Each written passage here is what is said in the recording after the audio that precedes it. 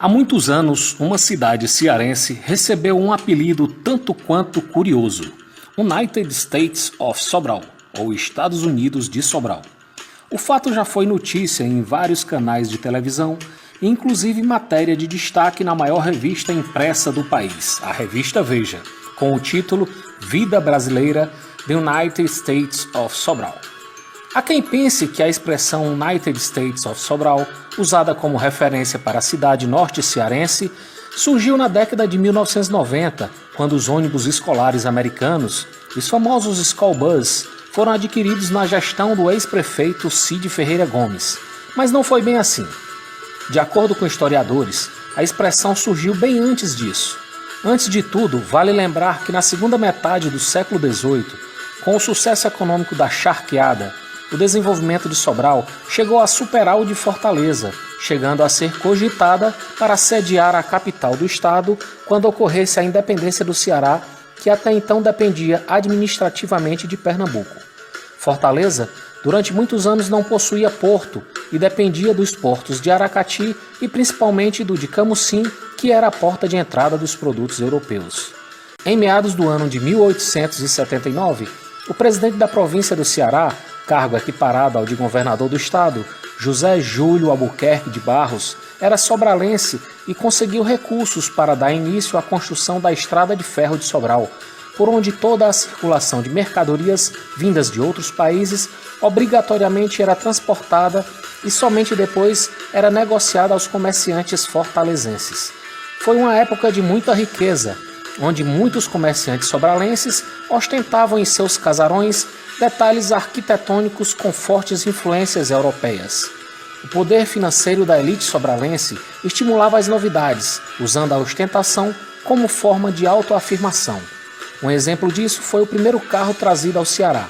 O veículo Piccolo, de fabricação alemã, foi trazido em 1907 por um sobralense, o engenheiro João Tomé, que também governou o Ceará e foi senador.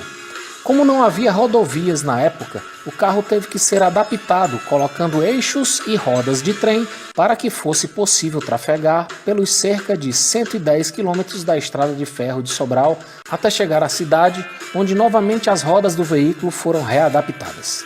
Outro fato importante que colaborou para que a cidade ganhasse a fama de província americana foi que, devido à proximidade do porto e com a necessidade de negociação com comerciantes de outros países, os empresários e atravessadores sobralenses foram os primeiros do estado a se interessarem a aprender a língua inglesa.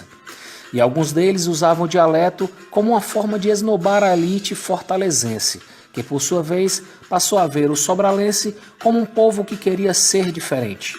Essa rivalidade durou muito tempo.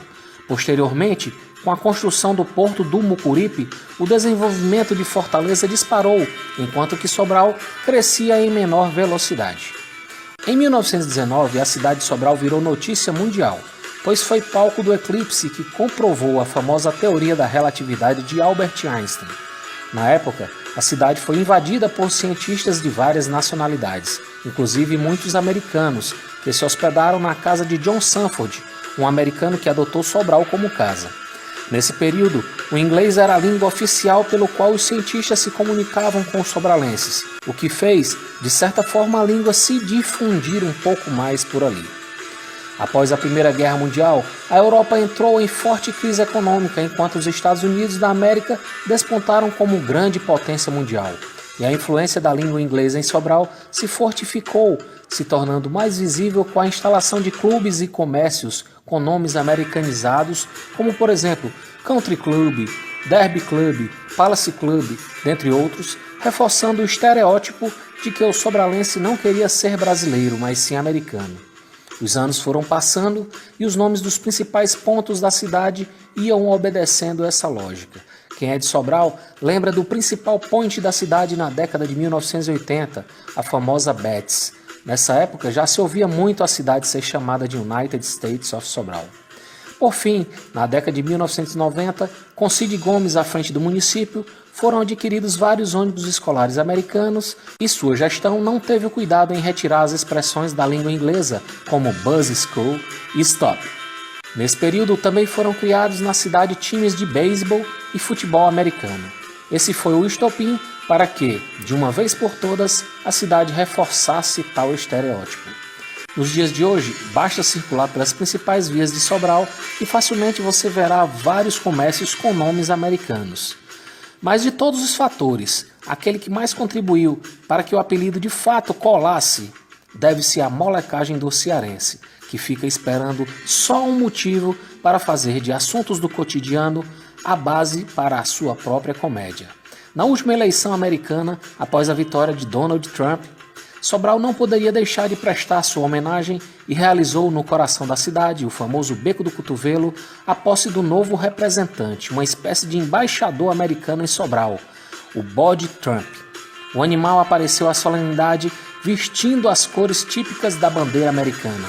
E para quem pensa que o sobralense se incomoda com chacotas referentes a esse ou qualquer outro fato, engana-se. Apesar de todo sobralense ter imenso orgulho de ter ali nascido, a comédia está no sangue.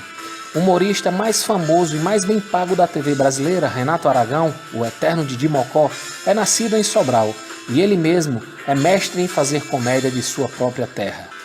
Em Sobral, na verdade, o dialeto nunca mudou, o inglês nunca foi oficial. O mais falado mesmo é o cearês, aquele arretado, danado de bom. E você, se quiser conhecer a cidade, venha, pois o povo é hospitaleiro e tudo aqui é uma belezura só.